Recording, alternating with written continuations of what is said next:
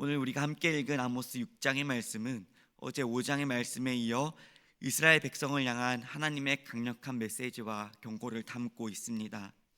이 메시지는 그들의 삶 속에서 깊이 자리 잡은 문제들이 드러나고 하나님의 뜻을 다시금 기억하게 하는 메시지입니다. 당시 이스라엘은 겉으로 보기에는 풍요롭고 안정된 사회처럼 보였지만 영적으로는 깊이 병들어 있었습니다. 오늘 본문을 통해서 우리는 이스라엘의 상황을 살펴보며 그들의 문제를 통해 우리의 삶에서 어떻게 살아가야 하는지를 함께 살펴보고자 합니다. 그리고 그 속에서 하나님께서 우리에게 원하시는 삶의 방향을 발견하기를 소망합니다. 먼저는 잘못된 안락함에 대한 경고로 시작합니다. 본문 1절은 강력한 경고로 시작합니다. 화 있을진저 시온에서 교만한 자와 사마리아 산에서 마음이 든든한 자라는 이 말씀은 당시 이스라엘 백성의 삶을 적나라하게 드러냅니다. 그들은 물질적 풍요와 정치적 안정 속에서 자신들이 안전하다는 착각 속에 있었습니다. 시온과 사마리아는 남유다와 북이스라엘의 중심지로 당시 사람들은 이곳에서의 지위와 권력을 자랑스러워하며 자신들이 복을 누리고 있었다고 생각을 합니다. 그러나 그들이 누리는 풍요와 안정은 하나님께서 주신 축복임에도 그 사실을 망각하고 자신들의 노력으로 얻은 것처럼 교만하여 있었습니다. 하나님께서 주신 은혜를 잊고 자신의 힘과 지혜를 의지하며 살아가던 그들의 모습은 하나님의 마음을 아프게 했습니다. 이스라엘 백성들의 문제는 단순히 그 풍요로움에 있지 않았습니다. 그들은 물질적인 그 안락함 속에서 하나님과의 관계를 잊고 자신들의 욕망에만 몰두했다는 것입니다. 그 결과 그들의 마음속에는 하나님께 대한 의존과 감사가 사라졌고 자만과 자기만족이 자리 잡았습니다. 그들이 편안한 삶에 취해 있는 동안 주변은 어려움과 고난을 무시한 채 자신들의 안락함을 추구했던 그 점은 하나님께서 보시기엔 너무나 큰 죄악이었습니다. 하나님의 축복은 그분의 영광을 드러내고 이웃과 나누기 위해 주어진 것임에도 이스라엘 백성은 그 축복을 자신의 소유로 여기며 하나님께 대한 경외심마저 잃어버려 갔습니다.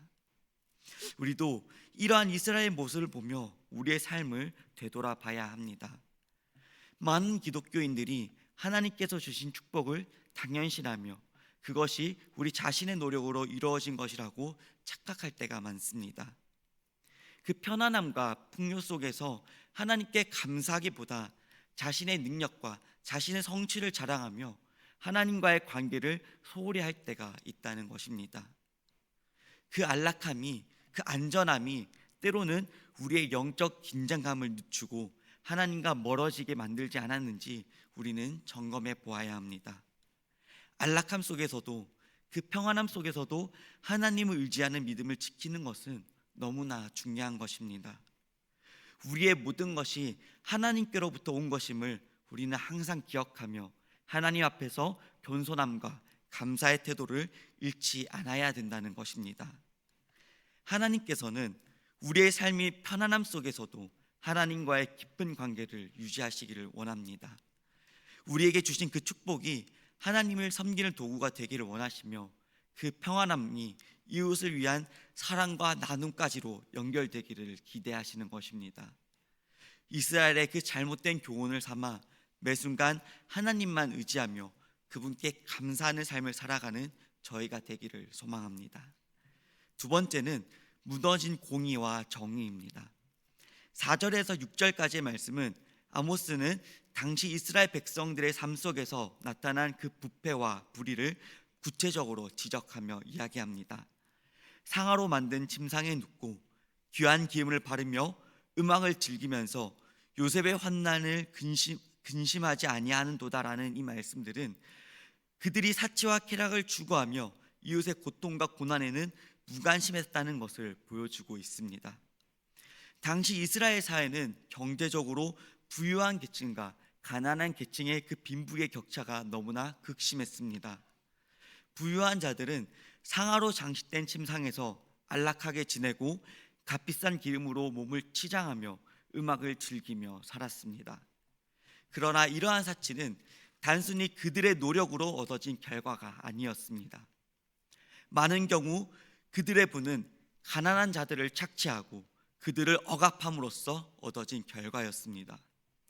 그럼에도 불구하고 부유한 자들은 가난한 이웃들의 고통과 아픔에는 아무런 관심을 보이지 않았습니다.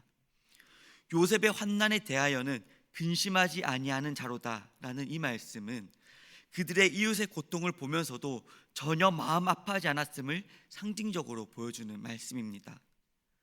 요셉은 이스라엘 백성을 상징하는 표현으로 이는 이스라엘 내부에서 고통받고 있는 사람들이 많다는 것을 의미합니다.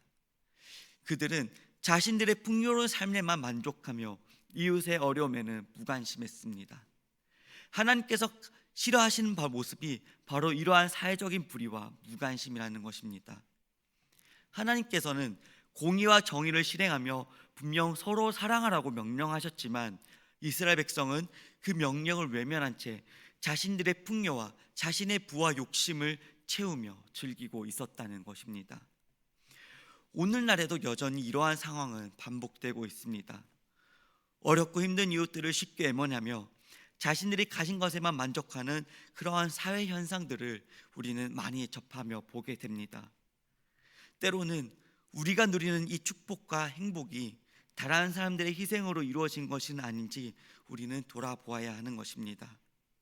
우리의 신앙은 단순히 예배와 기도에서 끝나지 않고 이웃의 고통을 함께 나누며 하나님의 공의와 정의를 세우는 삶으로 나타나야 한다는 것입니다. 오직 정의를 물같이 공의를 마르지 않는 강같이 흐르게 할지어다라는 아모스 5장 24절의 말씀처럼 이 말씀은 하나님께서 단순히 우리가 의식적으로 공의를 생각하라는 것이 아니라 우리의 삶 속에서 그것이 자연스럽게 흘러내려오기를 원하신다는 것입니다. 하나님의 백성으로서 우리는 우리의 삶과 사회 속에서 공의와 정의를 실천하며 하나님의 사랑을 나타내는 증인으로 살아가야 한다는 것입니다. 마지막으로 세 번째는 하나님의 심판은 반드시 이루어진다는 것입니다. 본문 11절에서 아모스는 하나님의 심판이 임할 것임을 강력하게 경고하고 있습니다. 보라, 여호와께서 명령하심으로 타격을 받아 큰 집은 갈라지고 작은 집은 터지리라. 이 말씀은 이스라엘 사회의 모든 계층이 하나님의 심판에서 자유로울 수 없음을 의미하고 있습니다. 부자와 가난한 자, 권력자와 평범한 자, 그 모든 백성 또한 하나님의 심판 앞에서 동일한 책임을 져야 한다는 것입니다. 이스라엘 백성들은 자신들의 부와 권력을 의지하며 하나님의 심판이 자신들에게 임하지 않을 것이라고 확신하였습니다. 그러나 하나님께서는 그들의 교만과 불의를 심판하실 것을 분명히 선언하셨습니다. 특히 13절 말씀, 허무한 것을 기뻐하며 이르기를 우리는 우리의 힘으로 뿔들을 취하지 아니하였느냐 하는도다 라고 하는 이 말씀은 그들이 자신의 능력을 자랑하며 하나님의 은혜를 무시했음을 지적하고 있습니다. 이러한 교만은 하나님의 심판을 불러오는 가장 큰 원인 중 하나라는 것입니다. 하나님의 심판은 단순히 그들을 벌하고 그들을 정죄하기 위한 행위가 아닙니다. 하나님의 심판은 우리를 더욱더 회복시키기 위한 하나님의 사랑의 표현인 것입니다. 하나님께서는 그 심판을 통해서 우리의 잘못을 깨닫게 하시고 다시금 올바른 길로 돌아오도록 인도하시는 것입니다. 따라서 우리는 그 하나님의 공의를 두려워하는 동시에 그분의 사랑을 신뢰하며 회개의 자리로 나아가야 하는 것입니다. 사랑하는 법방교회 성도 여러분, 오늘의 본문 말씀은 이스라엘 백성들을 향한 메시지만이 아니라 우리를 모두를 향한 하나님께서 주시는 사랑과 경고의 메시지입니다. 이스라엘처럼 풍요와 안락함 속에서 하나님을 잊고 있지 않았는지, 정의와 공의를 등한시하며 우리의 유익만을 추구하고 있지 않았는지 우리의 삶을 겸손히 돌아보아야 합니다. 하나님께로 돌아가는 길은 회개에서 시작됩니다. 회개는 단순히 우리의 죄를 인정하는 것에 그치지 않고 우리의 삶의 방향을 돌이키는 결단을 포함합니다. 우리가 오늘 하루도 하나님 앞에서 겸손히 엎드려 우리의 잘못을 고백하고 정의와 사랑을 실천하는 삶을 살아가는, 또 하나님과의 관계를 더욱더 회복하고 하나님의 뜻에 순종을 고백하는 하루가 되기를 간절히 소망합니다. 기도하겠습니다. 사랑과 공의의 하나님, 우리가 누리는 그 모든 것이 하나님께로 온 것임을 깨닫게 하시고 그 안락함 속에서 하나님과의 관계를 잃지 않게 하여 주시옵소서. 주님, 우리의 삶 속에서 정의와 공의를 실천하게 하시며 주님의 사랑을 나타내는 증인의 삶을 살게 하여 주시옵소서. 우리의 그 잘못된 길로 나아갈 때 주님께서 돌이켜 주시며 주님께로 나아가는 결단을 내리게 하시고 우리의 마음을 더욱더 새롭게 하여 주시옵소서. 감사합니다. 예수 그리스도 이름으로 기도드립니다. 아멘.